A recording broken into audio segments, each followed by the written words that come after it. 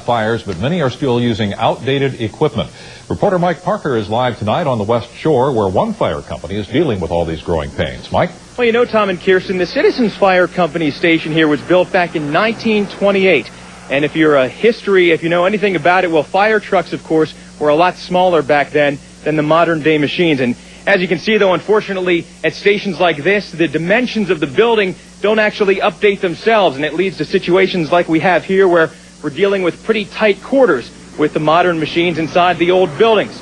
Well, unfortunately, of course, it takes money to expand and build new facilities. A lot of places don't have that kind of cash, so they've just got to deal with what they've got. The fire station was built back in 1928. The Citizens Fire Company in Enola is the model in a growing trend around the Harrisburg area, built for smaller engines of the past. That's where we run into a lot of problems. Our space for our gear and everything is tight. For those like Citizens Chief Bobby Rudek, it's reality. So we're pretty much stuck with what we got, unless we can find another piece of land to build a new station on. The problem? Stations of the 20s or even 70s, for that matter, were not built for the supersized trucks of today. So it's basically we had to build the truck to fit the station. We've been there. In 1985, the Upper Allen Township Fire Department found a solution. They consolidated 2 smaller stations and moved into this. A super station capable of housing new multi-purpose mega machines and allowing more space for firefighters. And having a modern station where people can spread out, it makes our response time, twice as quick as not having this much space. Not to mention perks that firefighters of the past would never have thought of. It's a tight squeeze on a recruitment world where it's growing tougher to find new members.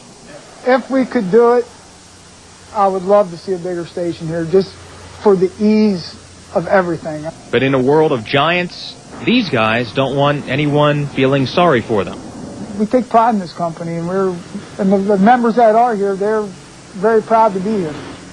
Well, they certainly are proud to be here, and one of the things that citizens around the area may be a little bit concerned with is whether the older stations that have such tight quarters like you can see here can keep up with the pace, and whether or not they can respond to fire calls as quickly as some of the bigger stations can. Well, the good news is the people here say that they can do that. They say they're so used to having to do this and to work in the tight quarters and get dressed all in the same little room and move the fire engine out that they say they are just used to doing it and that there's no problem.